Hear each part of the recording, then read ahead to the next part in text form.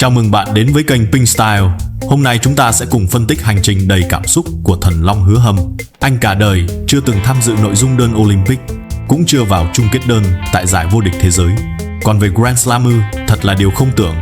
Trong đội tuyển bóng bàn Trung Quốc, nơi không thiếu nhà vô địch, một người như vậy dường như nên bị lãng quên. Nhưng Hứa Hâm thì lại khác biệt. Anh là một hình mẫu ngược dưới thời Lưu Quốc Lương. Anh đã giành được tới 20 chức vô địch thế giới. Bất chấp những thay đổi luật của ITF nhắm vào phong cách của anh đã biến lối đánh cầm vật dọc đang suy yếu thành một bản hùng ca. Lối đánh này thường xuyên bị chỉ trích, nhưng khi đội cần, anh không bao giờ nương tay. Mỗi khi mọi người nghĩ trận đấu đã kết thúc, anh luôn có những pha xử lý ngẫu hứng, đầy cảm xúc, để nói với tất cả rằng trận đấu này vẫn chưa kết thúc đâu. Đây là thời đại tuyệt vời nhất của anh, và cũng là thời đại tồi tệ nhất. Nhưng dù thế nào đi nữa, hãy nhớ một điều này: Hứa Hâm thật sự khác biệt.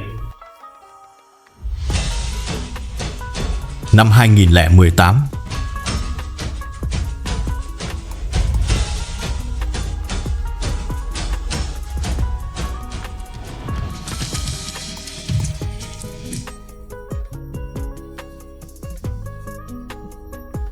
một pha bóng xuất thần của Hứa Hâm được bình luận viên ca ngợi là đủ để tranh cử tổng thống. Năm 2019, anh trở thành người đầu tiên trong lịch sử ITF được vinh danh là vận động viên đôi xuất sắc nhất. Lần thứ hai, năm 2020, anh dùng cú đánh sau lưng ở điểm quyết định, khiến chiến binh lục giác Mã Long phải tan nát tâm can. Thắng thua không quan trọng đâu, bạn phải diễn lại. Cuối cùng là không thắng được pha bóng, cũng không thực hiện được cú đánh sau lưng.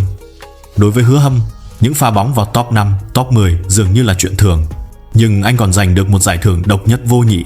Đó là giải trang phục đẹp nhất. Mọi người đều mặc vest, chỉ một mình tôi mặc măng tô, giống như lối chơi của tôi vậy. Cả thế giới chỉ có duy nhất một người cầm vật dọc tay trái. Toàn bộ sự nghiệp của anh dường như đều hướng tới một điều, đó là khác biệt so với mọi người. Từ nhỏ, Hứa Hâm đã có ngón tay rất dài. Ban đầu, mẹ muốn anh đi học chơi piano, nhưng anh lại hoàn toàn không thích thú. Anh phản đối bằng cách đàn lung tung. Mãi đến 5 năm tuổi, anh tập bóng bàn và mọi chuyện mới dừng lại. Năm 12 tuổi, huấn luyện viên yêu quý anh nhất thay đổi công việc và muốn đưa anh đến Thượng Hải, nhưng hầu hết gia đình đều không đồng ý. Phải nhờ đến Tào Yến Hoa, người sáng lập trường bóng bàn Thượng Hải, tự mình đến thuyết phục. Lo lắng của gia đình mới được xua tan. Đại ma vương đầu tiên của bóng bàn nữ Trung Quốc. Dù giải nghệ năm 23 tuổi, nhưng bà đã giành tới 59 huy chương vàng. Một thần cổ đại hoàn thành Grand Slam World Cup. Bà ấy không thể ngờ được đứa trẻ bà hết lòng giữ lại, không chỉ trong tương lai sẽ bù đắp tiếc nuối chưa từng tham dự Olympic của chính bà, mà còn vô tình giữ lại ngọn lửa cuối cùng cho lối đánh vật dọc của bóng bàn Trung Quốc. Ngón tay thon dài không chỉ để chơi piano, đánh bóng bàn cũng lợi hại không kém. Với những pha bóng mà khán giả nghĩ là không thể đỡ, Hứa Hâm thường tận dụng lợi thế của mình để tạo nên điều kỳ diệu, giống như một con mãng xà vậy, bất ngờ quấn chặt, khiến đối thủ không kịp trở tay. Sau khi vào đội tuyển quốc gia, lời đánh giá của Lưu Quốc Lương về anh đã dự đoán chính xác toàn bộ sự nghiệp của anh ấy. Vì Hứa Hâm, vị trí hiện tại của cậu ấy đang ở một vị trí rất khó xử. Phía trên có Trương Kế Khoa, Mã Long đè nén. Phía sau có Phàn Chấn Đông, Nghiêm An, Chu Vũ đang bám sát. Nên cậu ấy hoặc là phải vươn lên, hoặc là có thể bị đẩy xuống. Thêm vào đó, phong cách chơi của anh khá đặc biệt. Trong số các trụ cột chính này, chỉ một mình anh là tay trái, và hiện là người duy nhất còn giữ lối cầm vật dọc. Vì thuận tay trái nên rất dễ để đánh đôi. Anh trở thành thiên tài đánh đôi bẩm sinh của đội tuyển. Năm 2009, là thành viên trẻ nhất của đội 1, anh đã vô địch đôi tại Đại hội Thể thao Quốc gia, vô địch đồng đội World Cup và Á quân đôi vô địch thế giới.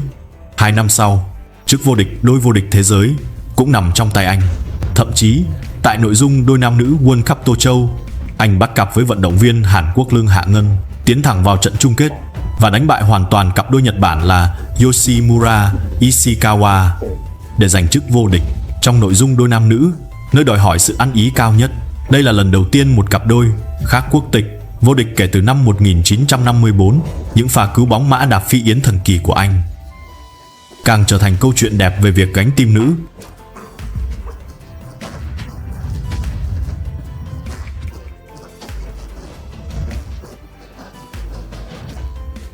Hứa Hâm không hề khoác lác. Những khoảnh khắc tuyệt vời của anh giống như xem lại một bộ phim hay. Dù cốt truyện không còn bí mật gì, vẫn khiến người xem cảm thấy hào hứng tột độ. Nhưng mọi việc đều có nhân quả của nó. Nguồn sáng tạo của anh, ở một góc độ khác, lại chính là gót chân Achilles của anh. Vì sự yếu thế bẩm sinh của vật dọc, anh dường như luôn thiếu một chút sức lực ở nội dung đánh đơn. Bóng bàn Trung Quốc từng xây dựng cơ đồ bằng vật dọc và tạo ra một thời kỳ hoàng kim nhờ Lưu Quốc Lương, Mã Lâm, Vương Hạo. Nhưng vạn biến không ly tông, vật dọc không thể giải quyết được nhược điểm ở trái tay và sự phụ thuộc quá lớn vào độ xoáy, cùng với sự hoàn thiện của kỹ thuật vợt ngang, cùng với việc ETF tăng kích thước bóng bàn, vật dọc đã đi đến hồi kết. Sự sụp đổ đã có dấu hiệu từ sớm. Lưu Quốc Lương đã nhanh chóng giải nghệ sau Grand Slam tiết kiệm. Mã Lâm còn một bước nữa là Grand Slam tại Zagreb. Vương Hạo để lại tiếc nuối 3 lần Á quân Olympic. Còn Hứa Hâm thậm chí không có những cú giao bóng dị thường của Lưu Quốc Lương, không có cú tấn công xoay người bùng nổ của Mã Lâm, và càng không có cú phản công kinh hoàng của Vương Hạo. Nhưng bằng cảm giác bóng thiên phú của mình, khả năng kiểm soát bàn tuyệt vời và di chuyển rộng, anh đã tạo ra một phong cách vợt dọc độc đáo. Khu vực ngoài 3 mét là lãnh thổ của Hứa Hâm. Mã Long chắc chắn, Trương Kế Khoa tàn bạo, còn Hứa Hâm thì lãng tử cuộn 3 vòng. Hứa Hâm, người không muốn đi theo lối mòn, không chút do dự, đã dấn thân vào con đường chưa ai từng đi, và thứ chờ đợi anh là những lần gục ngã tại giải vô địch thế giới và cơ hội đánh đơn tại Olympic ngày càng xa vời. Thật ra anh cũng từng có cơ hội. Tại giải vô địch thế giới năm 2019, Hứa Hâm là người duy nhất ở nhánh dưới. Đây là cơ hội tốt nhất để anh vào chung kết, thậm chí là giành chức vô địch. Nhưng khi mọi người mừng rỡ vì nhánh đấu của anh, thì đó cũng là lúc hạt giống bất tín nhiệm được gieo. Hứa Hâm đã tự tay vun trồng nên bông hoa tàn khốc này. Vòng 3, đối đầu với lối chơi của tuyển thủ Pháp Simon Gauzy, anh mất điểm ván đầu tiên, lại bị lật ngược tình thế ở ván thứ 4. Ván thứ 5, dù dẫn trước 13, anh vẫn bị đối thủ lật ngược ván đấu một cách thảm hại. Cùng với việc Hứa Hâm bị loại đầy bất ngờ, nhánh đấu dưới hoàn toàn mất kiểm soát. Chung kết đơn nam giải vô địch thế giới sau 16 năm, lại có một tuyển thủ không phải người Trung Quốc. Trận đấu này không chỉ khiến anh mất đi huy chương gần như nắm chắc, mà còn khả năng cao là mất luôn vị thế trong đội tuyển. Cùng với tấm vé Olympic sắp tới, nước mắt thất bại không dập tắt được ngọn lửa giận dữ trong anh. Bởi vì đội tuyển bóng bàn nam Trung Quốc đang ở điểm nguy hiểm nhất. Mã Long, người vừa hoàn thành cú hat-trick vô địch thế giới, đã phải sang Mỹ để phẫu thuật. Phan Chấn Đông đang lên cũng rơi vào tình trạng sa sút. Lần này, Hứa Hâm đã đứng ra gánh vác. Tại giải Nhật Bản mở rộng, anh tham gia 3 nội dung: đơn nam và đôi nam nữ. Có ngày anh phải chơi đến 6 trận. 3 ngày, tổng cộng 13 trận đấu, Hứa Hâm thắng tất cả, trở thành vua 3 ngôi đầu tiên trong 18 năm lịch sử giải đấu. Một ngày trước khi giải vô địch châu Á bắt đầu, Hứa Hâm và vợ Diêu Ngạn chào đón con đầu lòng. Nhưng với tư cách là chồng và cha, anh không thể ở bên gia đình, vì trận đấu này là món quà dâng tặng kỷ niệm 70 năm Quốc khánh Trung Quốc, không được phép thất bại. Anh ra sân với chấn thương, gánh vác 4 nội dung: đơn nam, đồng đội và đôi nam nữ. Hứa Hâm đã dốc hết sức mình. Đơn nam quét sạch Tomokazu Harimoto của Nhật 6-0. Đôi nam ngược dòng trước Nhật Bản. Đôi nam nữ suýt thắng Hàn Quốc. 5 ngày, 18 trận đấu, anh đều lọt vào chung kết. Với thành tích 3 HCV và 1 HCB, anh dành tặng đất nước và đứa con trai mới sinh của mình. Đất nước sắp kỷ niệm 70 năm rồi. Cử chỉ chiến thắng này là để dành tặng đất nước trong dịp kỷ niệm 70 năm. Nhưng hành trình của Hứa Hâm vẫn chưa kết thúc. Những gì chờ đợi anh còn có: giải Thụy Điển mở rộng, World Cup đồng đội, và chung kết ETF tại giải Đức mở rộng. Hứa Hâm lại trải qua 11 trận đấu trong 3 ngày. Sau trận, anh đã kiệt sức gục ngã xuống sàn. Thường xuyên thi đấu 3 nội dung, một ngày đấu 3 trận là chuyện như cơm bữa. Đây là một thử thách lớn cho thể lực của một lão tướng. Nhưng Hứa Hâm luôn sẵn lòng và không hề oán than. Anh muốn trở thành người khác biệt, càng nỗ lực càng may mắn. Năm 2019, Hứa Hâm đã chơi 132 trận và thắng 118 trận, giành được 21 chức vô địch quốc tế, danh hiệu ngôi sao cần cù và hứa vàng của cư dân mạng. Anh hoàn toàn xứng đáng với những danh hiệu đó. Mọi người từng thấy anh có cơ hội tranh vé đánh đơn Olympic, nhưng con đường đó chắc chắn đầy chông gai. Tuy nhiên, anh còn một thử thách mới. Sau Olympic Rio, nội dung đôi nam nữ bóng bàn đã được Nhật Bản thúc đẩy thêm vào Olympic Tokyo và được chính thức thông qua vào năm 2017, chỉ vài ngày trước khi thông báo này được đưa ra. Nhật Bản tại giải vô địch thế giới ở Düsseldorf đã giành 1 HCV, 1 HCB và 3 HCD, lại giành chức vô địch thế giới sau 38 năm. Rõ ràng, Nhật Bản, một quốc gia hay đánh bạc với vận mệnh, lại đặt hết kỳ vọng vực dậy kinh tế vào Olympic Tokyo và đặt hy vọng vào chiếc HCV Olympic bóng bàn đầu tiên vào nội dung đôi nam nữ. Thậm chí, để tăng khả năng thành công, họ quy định mỗi quốc gia chỉ được đăng ký một cặp. Nhưng chiếc HCV Olympic đầu tiên trong lịch sử này, đội tuyển Trung Quốc với nguồn lực dồi dào tuyệt đối không có lý do gì để bỏ cuộc. Chẳng qua là chọn ra người giỏi nhất trong số những người giỏi. Sau nhiều cân nhắc, đánh giá, cặp đôi Hứa Hâm và Lưu Thi Văn đã chiếm ưu thế. Không còn nghi ngờ gì nữa, đây là lựa chọn tốt nhất thời điểm đó. Họ được công nhận là cặp đôi mạnh nhất của cả đội nam và đội nữ. Sự kết hợp tay trái và tay phải đã tạo nên lợi thế bẩm sinh về lối chơi. Về chiến thuật, họ bổ sung cho nhau một cách hoàn hảo. Lưu Thi Văn chủ công ở cự ly gần và giữa bàn, với tốc độ và kỹ thuật 3 đường bóng đầu cực kỳ xuất sắc. Khả năng giằng co cự ly trung xa và ý thức tấn công của Hứa Hâm cũng là một tuyệt kỹ hiếm có. Kể từ khi hợp tác vào cuối năm 2018, họ đã tuyên bố vị thế thống trị của Trung Quốc bằng hàng loạt chiến thắng. Trong suốt năm 2019, ngoại trừ Á quân giải Hàn Quốc mở rộng, họ đã giành tất cả các chức vô địch đôi nam nữ khác, bao gồm cả giải vô địch thế giới. Và tại chung kết Tour ITF cuối năm, họ ngược dòng giành chức vô địch, trở thành cặp đôi đầu tiên giành vé đến Olympic Tokyo. Nhưng có vé không có nghĩa là chắc chắn thắng. Việc Olympic bị hoãn 1 năm khiến mọi người đều bất ngờ. Điều đáng lo hơn là cặp hạt giống số 1 thế giới này lại là những người gục ngã đầu tiên trước mắt cả thế giới. Tháng 7 năm 2020, Lưu Thi Văn, người lẽ ra có thể bước lên bục vinh quang, đã phải nằm trên bàn mổ, kéo theo đó là khoảng thời gian hồi phục dài đằng đẵng và vô số lần bỏ giải. Thậm chí suất tham dự World Cup cũng phải nhường lại. Điều này không chỉ khiến Lưu Thi Văn đau khổ, giằng xé, thậm chí là suy sụp.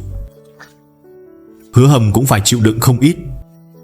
Anh không chỉ phải động viên đồng đội hồi phục, mà còn phải làm mọi cách để giữ vững phong độ và tin tưởng vào tương lai.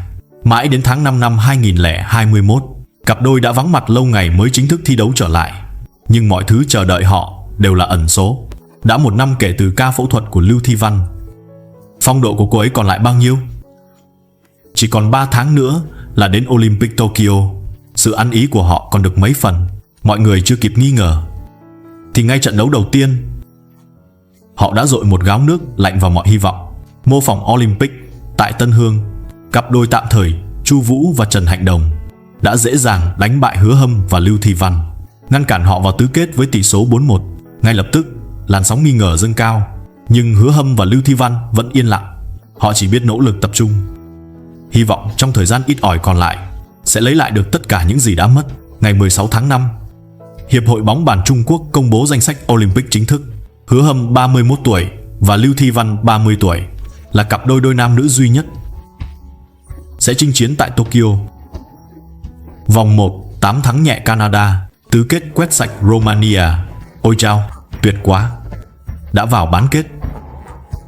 Bán kết thắng nhanh chóng đội Pháp, sớm giành quyền tiến vào trận chung kết. Lặng lẽ chờ đợi đối thủ của mình, đội tuyển Nhật Bản lần này đã đánh cược đúng. Mizutani Jun và Ito Mima sau 73 phút khổ chiến với đội tuyển Đức đánh đủ 7 ván, và sau màn sinh tồn cứu được 7 match point, họ đã đứng trước đội tuyển Trung Quốc. Trước đó trong 3 lần đối đầu, Su Xin và Liu Shiwen đều toàn thắng. 2 ván đầu tiên, họ hoàn hảo duy trì thế trận này. Nhưng thể thao đỉnh cao, chỉ một chút xíu thôi cũng có thể thay đổi cục diện. Có lẽ chính trận chiến lớn với đội Đức đã giúp đội Nhật Bản hoàn toàn cởi bỏ áp lực. Ngay khi ván thứ 3 bắt đầu, gió đã đổi chiều.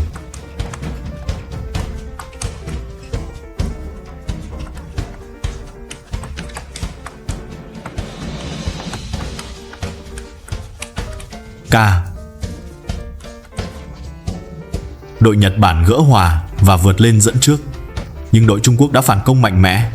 Trận đấu lại một lần nữa rơi vào thế giằng co.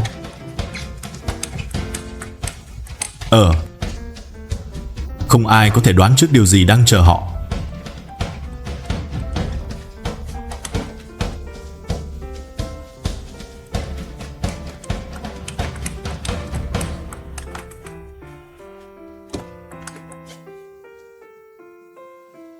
Mọi thứ đã kết thúc rồi, để lại một sự vỡ mộng khổng lồ. Phải chăng đây là một trận chiến thua lỗ tồi tệ, không thể xoay chuyển vận mệnh quốc gia đã đặt cược lớn? Vì thế, họ chỉ có thể lịch sự dùng tấm huy chương vàng bóng bàn Olympic đầu tiên sau 33 năm để bù đắp mang tính biểu tượng. Vận mệnh vẫn luôn là như thế, có tình có nghĩa với một số người, nhưng lại lạnh lùng vô cảm với những người khác. Sân vận động Tokyo trong trận chung kết vắng lặng, đêm mưa giữa mùa hè không hề se lạnh, nhưng sau khán đài không một bóng người, là tiếng reo hò ăn mừng của vô số người Nhật và nỗi buồn sâu sắc của hàng triệu khán giả Trung Quốc. Khoảnh khắc khiến người ta đau lòng nhất là khi lẻ loi trong đêm dài mưa rơi. Đầu tiên là vì tôi đã không thể tự tạo cho mình một kết thúc đẹp. Thật ra, cả đội tuyển Trung Quốc đều không thể chấp nhận. Giữa lời xin lỗi mọi người đầy nước mắt của Liu Shiwen cùng sự bất lực của Su Xin về một kết thúc không trọn vẹn, câu nói cười đùa chính là tự sát mà Liu Guoliang từng nói, cuối cùng họ cũng thấm thía sự tàn khốc của thắng bại. Nhưng họ lại bất lực, là hạt giống số 1. Chiến thuật của họ đã bị cả thế giới phân tích và nhắm vào. Giải đấu bất ngờ bị hoãn lại, không thể bù đắp lại năng lượng đã mất của hai lão tướng. Chấn thương tuy không hủy hoại ý chí của họ, nhưng lại bào mòn sự ăn ý của cả hai. Đây là một trận đấu thiếu thiên thời, thiếu địa lợi và kém cả nhân hòa. Không phải lúc nào cũng có kịch bản lội ngược dòng, cũng không phải ai cũng giữ được bình tĩnh giữa nghịch cảnh. Khi màn nhung Tokyo hạ xuống, ba kiếm khách ngày nào cũng chào đón ngã rẽ cuộc đời mình. Su Xin không thể trở thành Giang Jaike. Anh ấy thiếu cái máu lạnh, sự quyết liệt khi cận kề, thiếu cái cảm giác lạnh sống lưng, khiến đối thủ phải tổn thương dù có thắng. Anh ấy cũng không thể trở thành Ma Long. Anh ấy thiếu sự tỉ mỉ đến mức ám ảnh với chi tiết nhỏ nhất, và khó có thể vượt qua tình thế ngàn cân treo sợi tóc. Su Xin chỉ có thể là chính mình, tay cầm vợt dọc, biết rõ không thể nhưng vẫn quyết tâm làm. Bóng bàn từng là vũ khí quốc gia, chứng kiến Trung Quốc phá băng quan hệ ngoại giao, từng là nguồn cảm hứng cho một thế hệ tiến về phía trước. Nhưng giờ đây, nó đang dần trở thành chiến trường fan. Danh hiệu vô địch dường như là tiêu chuẩn duy nhất. Vì thế, vợt ngang đã thống trị làng bóng bàn, lối đánh phòng thủ đã chìm vào quên lãng.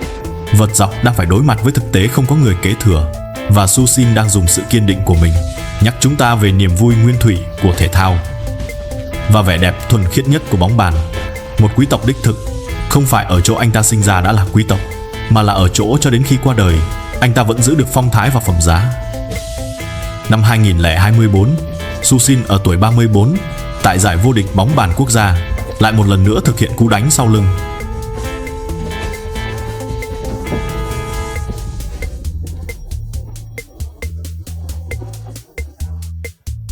Ôi chao, tuyệt quá!